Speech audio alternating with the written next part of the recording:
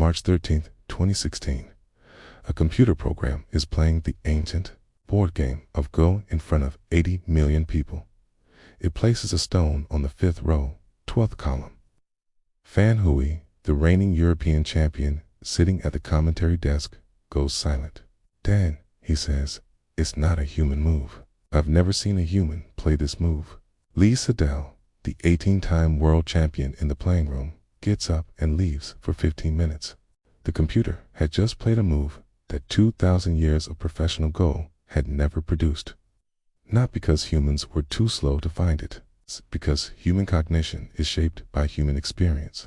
The computer had no such prior. Here is the key idea.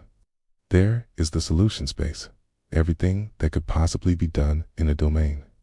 And there is what humans actually explore, a subset, shaped by everything we've been taught, every pattern we've memorized, every move we've seen before.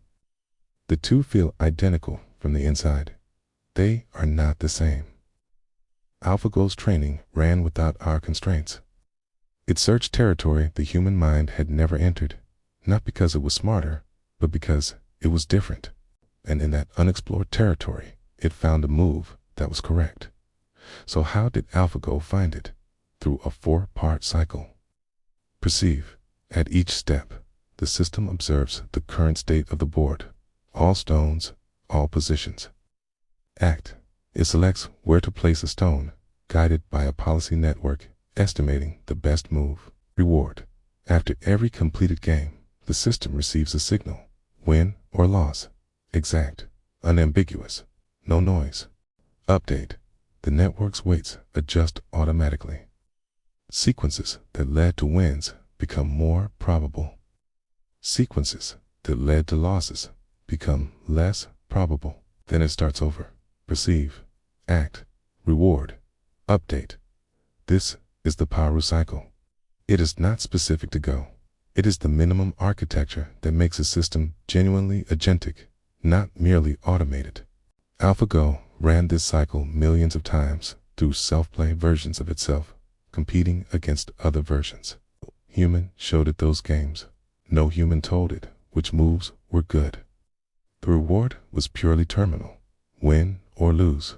And because no human doctrine was baked into the training, nothing told it that the 5th row at move 37 was unusual. It evaluated the position as a position. It estimated win probability.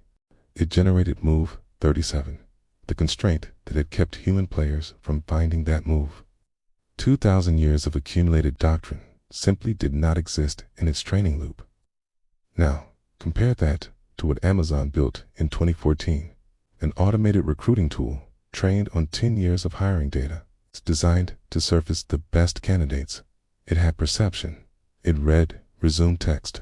It had action. It ranked candidates. But here is what it was missing.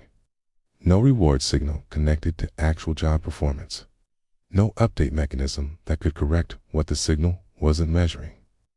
What it did have was 10 years of historically biased hiring data, a technology industry that had been male-dominated for decades. The system learned those patterns and replicated them. It penalized resumes from women's colleges. It downgraded candidates whose resumes mentioned women's organizations. By 2015, Amazon's own auditors had found it. By 2018, the project was scrapped. This was not an agentic system. It was a pattern replication engine with no brakes. Quick check. Amazon's recruiting system had perception and action. What were the two missing elements? You said reward and update. You've got it. A system missing those two parts cannot learn from its own mistakes. It replicates. It amplifies. It does not correct. Here's the concept that makes move 37 profound rather than just surprising. Professional Go players were not consciously avoiding that region of the board. They were not deciding not to consider it. The move simply did not surface as a candidate within the pattern recognition system that decades of training had built. The constraint was real. It was invisible, and it was wrong. We call this an epistemically invisible constraint, a limit on expert solution. It's hard that the expert cannot perceive from within their own framework. Every domain has them. Medicine has them. Finance has them. They define exactly where a well-designed machine system is most likely to find something humans systematically miss. Which brings us to the most important design concept in this chapter, the human decision node. This is the point in any human-machine workflow where a person must make a judgment the system's objective function cannot encode. The pharmacist deciding whether to override a drug interaction flag. The loan officer deciding whether a rejection reflects real risk or historical bias. The surgeon whose clinical intuition conflicts with a diagnostic AI. The quality of a human-machine system depends as much on how this node is designed as on the quality of the machine S-cycle. A well-designed node gives the human the machine's recommendation, its confidence level, the basis for the estimate.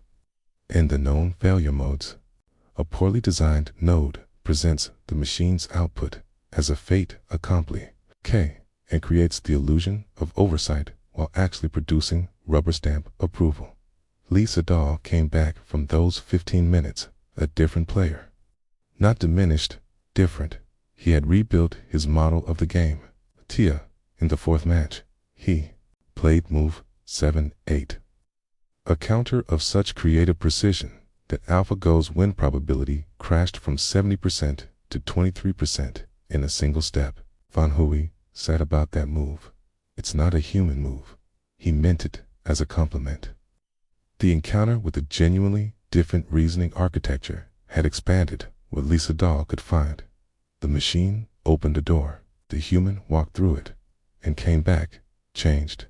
Here is what you now know, and what you re-equipped to ask about any system someone calls agentic. Question 1. Is the Poru cycle complete? Does it perceive, act, receive an honest reward, and actually update? Question 2. Is the reward signal measuring what we actually care about? Or is it a proxy that can be gained? Question 3. Is the human decision node designed for genuine judgment? Or is it rubber stamp approval dressed up as oversight?